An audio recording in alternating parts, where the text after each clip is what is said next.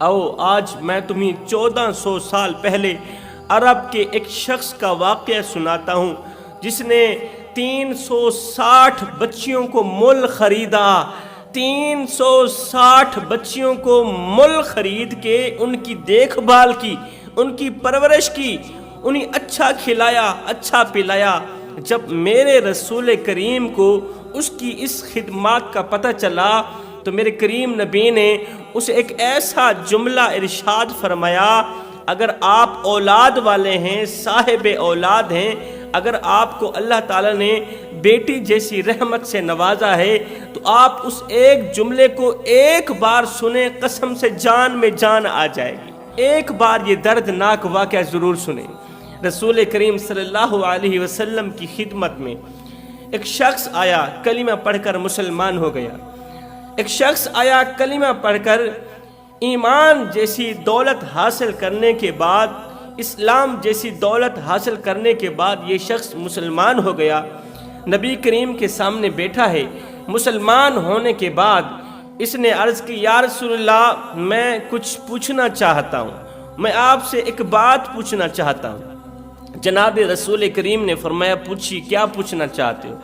उसने कहा, या रसूलल्लाह मेरा सवाल ये है कि ज़माना जाहिलियत में, मतलब कि कलिमा पढ़ने से पहले पहले, आपकी आमद से पहले पहले हमने जो नेकियां की, हमने जो अच्छे काम की, ज़माना जाहिलियत में आपकी आमद से पहले पहले, मुसलमान होने से पहले पहले हमने जो नेकियां की हैं, क्या उसका भी हमें अजर मिलेगा या मिला होगा या नहीं मिला होगा?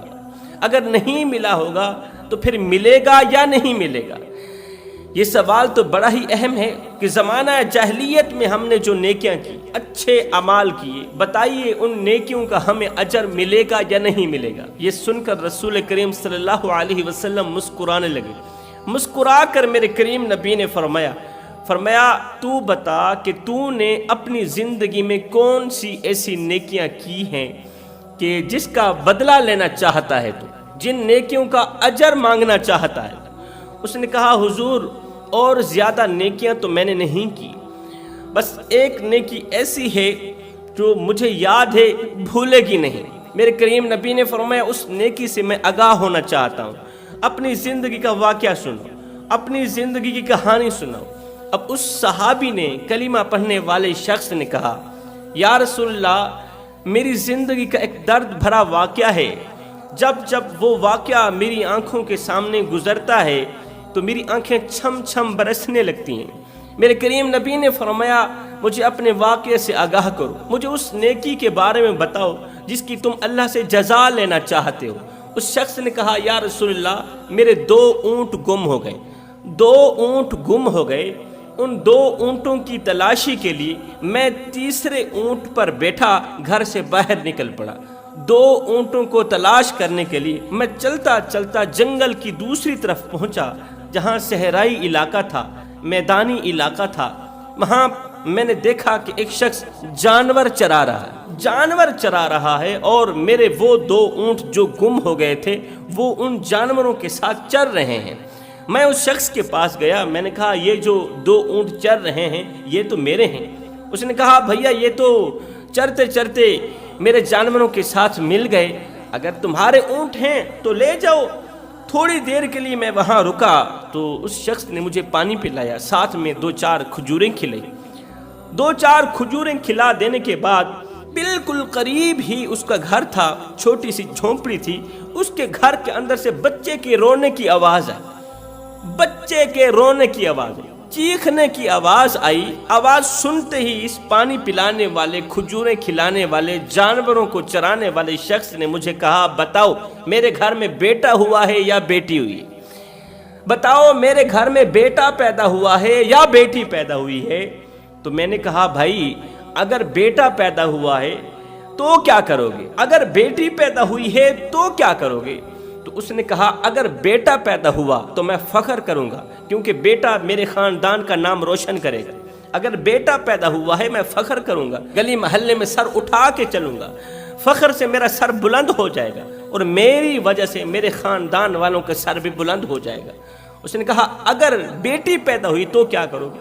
اس نے کہا اگر میری بیٹی پیدا ہوئی ہے تو میں بیٹی کو زندہ دفن کر دوں گا، بیٹی کو زندہ دفن کر دوں گا، اگر نہیں کروں گا تو لوگ مجھے کہیں گے دنیا کا سب سے بڑا بدبخت انسان ہے، دنیا کا سب سے بڑا بدقسمت انسان ہے تو لوگ میری طرف دیکھ کے اشارہ کریں گے یہی وہ بدبخت ہے، یہی وہ بدقسمت ہے جس کے گھر میں بیٹی نے جنم دیا ہے۔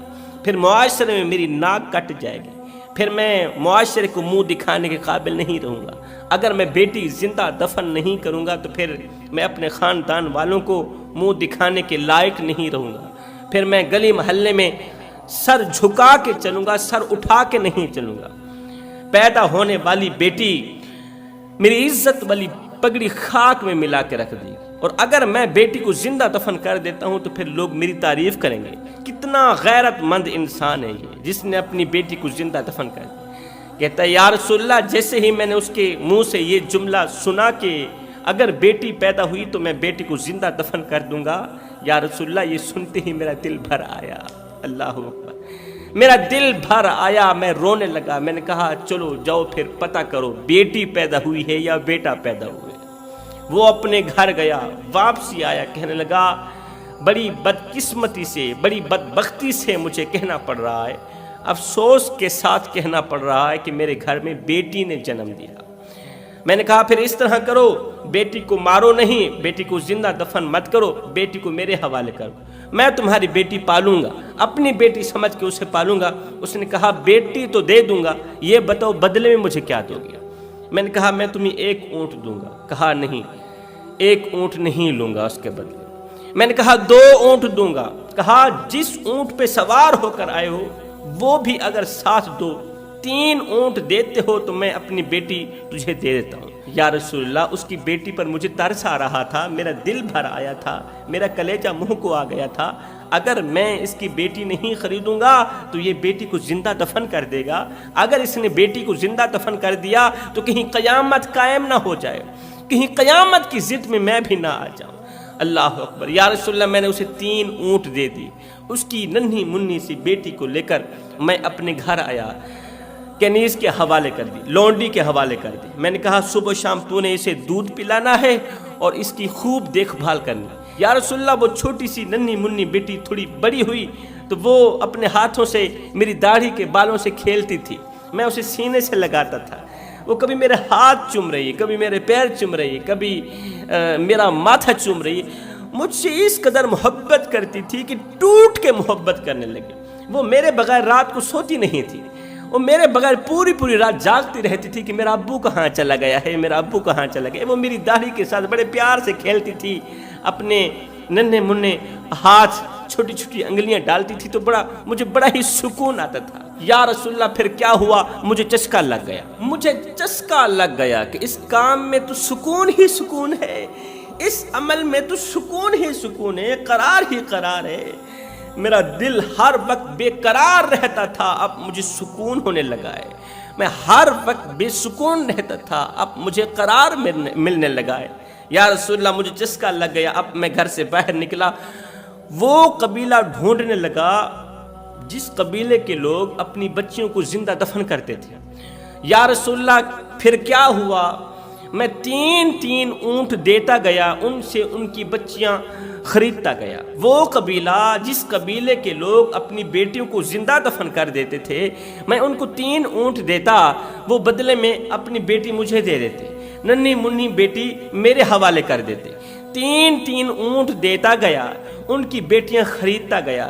حضور میں نے 360 بچیاں خریدی، 360 بچیاں خریدی ہیں، اور آج بھی میری حویلی کے اندر 360 بچیاں موجود ہیں، ان کی اچھی سی اچھی دیکھ بھال ہو رہی ہے، ان کو اچھا سا اچھا کھلایا جا رہا ہے، پلایا جا رہا ہے، اور اس چیز کو میں بڑا فخر سمجھتا ہوں اور خدا پاک کا لاکھ شکر ادا کرتا ہوں کہ یا اللہ جو تو اس کام میں مزہ ہے اور کسی کام میں مزہ نہیں ہے۔ یا رسول اللہ میں یہ پوچھنا چاہتا ہوں کہ یہ جو میں نے کام کیا ہے، 360 بچیوں کو موت سے بچایا ہے، 360 بچیوں کو زندہ دفن کرنے سے بچایا ہے، ان کو پناہ دی ہے، ان کو اپنی بچیاں سمجھ کر میں انہیں اچھا کھلا رہا ہوں، اچھا پلا رہا ہوں۔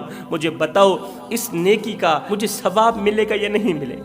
اس عمل کی جزا لینا چاہتا ہوں، مجھے اس عمل کی جزا میرا اللہ دے گا یا نہیں دے گا؟ جبکہ اس وقت میں نے کلمہ نہیں پڑھا ہوا تھا۔ یہ سن کر میرے رسول کریم صلی اللہ علیہ وسلم کی آنکھیں چھم چھم برسنے لگی۔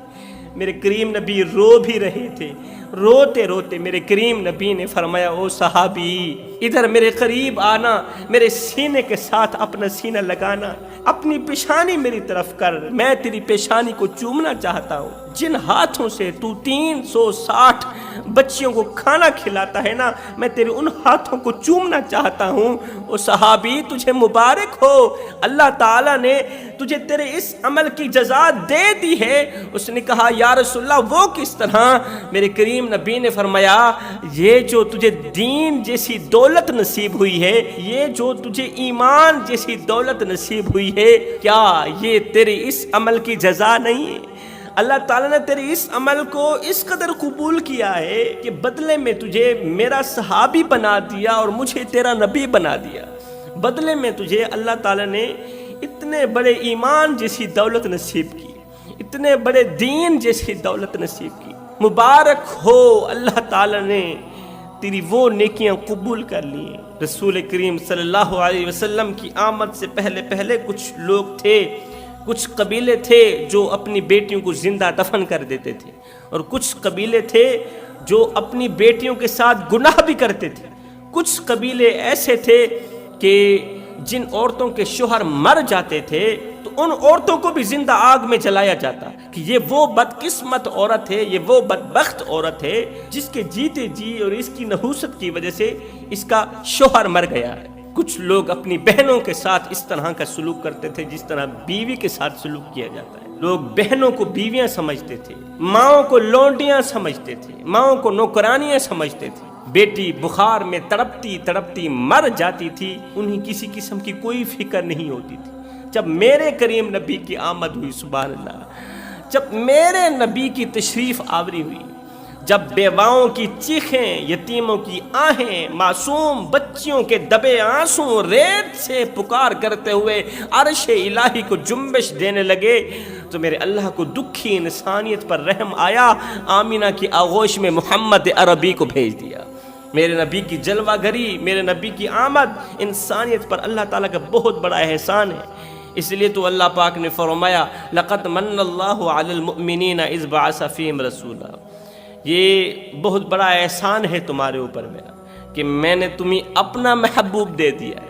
اللہ رب العالمین کا لاکھ لاکھ شکر ہے، لاکھ لاکھ شکر ہے کہ اللہ نے ہمیں نبی وہ عطا کیا جو بنایا اپنے لیے تھا، دے ہمیں دیا۔ اللہ نے ہمیں محبوب وہ عطا کیا جو بنایا اپنے لیے تھا، دے ہمیں دیا۔ کتنے خوش نصیب لوگ ہیں جو اللہ کی رضا پر راضی رہتے ہیں۔ اللہ تعالیٰ انہیں بیٹی عطا کرے تو بھی مٹھائیاں بانٹتے ہیں، اللہ بیٹے عطا کرے تو بھی مٹھائیاں بانٹتے ہیں۔ اگر اللہ تعالیٰ انہیں اپنی نعمتوں سے مالا مال کرے، رحمتوں سے مالا مال کرے، دونوں پر وہ مٹھائیاں بانٹتے ہیں، پریشان نہیں ہوتے۔ اور جو اپنی مرضی اللہ کی مرضی پر قربان کر دیتے ہیں، اپنی رضا کو اللہ کی رضا پر قربان کر دیتے ہیں، یہی وہ لوگ ہیں جو دنیا میں بھی کامیاب ہیں، جو آخرت میں بھی کامیاب ہیں۔ ایک شخص کی دکان جل گئی، دکان اس کی روزی کا ذریعہ تھی، دکان بھی جل گئی، دکان کے اندر کا ساز و سامان بھی جل گیا، اندر میں پڑی قیمتی اشیاء بھی جل گئی، تمام چیزیں جل کر راکھ ہو گئیں۔ اب لوگ اس کے گرد جمع ہوئے تو لوگ تسلی دینے لگے، میاں کوئی بات نہیں، تو صبر کر، تیرے اوپر برا وقت آیا ہے، مصیبت کا وقت آ گیا ہے۔ اب لوگ دیکھ کر حیران رہ گئے کہ جس کی دکان جل گئی تھی، جس کی روزی کا اڈا خاک کے ساتھ خاک ہو گیا تھا، مٹی میں مل گیا تھا، خاک بن چکا تھا، وہ شخص مسکرا رہا، بڑے مزے سے مسکرا رہا ہے۔ لوگوں نے کہا تو پاگل تو نہیں ہو گیا، تیری عقل جاتی رہی ہے، تیرے اوپر اتنی بڑی مصیبت آئی، اتنی بڑی پریشانی آئی ہے، تو بجائے رونے کے تو مسکرا رہا ہے۔ اس نے کہا میرے بھائیو، مجھے پکا یقین ہے مجھے پکا یقین ہے جو لوگ اپنی رضا کو رب کی رضا پہ قربان کر دیتے ہیں اللہ تعالیٰ ان کو بے یار و مددگار نہیں چھوڑتے۔ مجھے پکا یقین ہے اگر میں اپنے رب کی رضا پر اپنی رضا قربان کروں گا تو مجھے اللہ تعالیٰ ایسی جگہ سے رزق عطا کرے گا جہاں سے میرا کوئی وہم و گمان بھی نہیں ہوگا۔ میرے بھائیو یہ بتاؤ آگ کو کس نے پیدا کیا؟ لوگوں نے کہا اللہ نے۔ جب آگ میرے اللہ کے حکم کے تابع ہے تو اللہ کے حکم سے جب وہ جلتی ہے تو اس نے اللہ کے حکم سے ہی تو میری دکان کو جلایا ہوگا نا۔ تو جب کام ہوا بھی اللہ کے حکم سے، اللہ کی مرضی پر ہے، تو میں اللہ کی مرضی پر راضی ہوں۔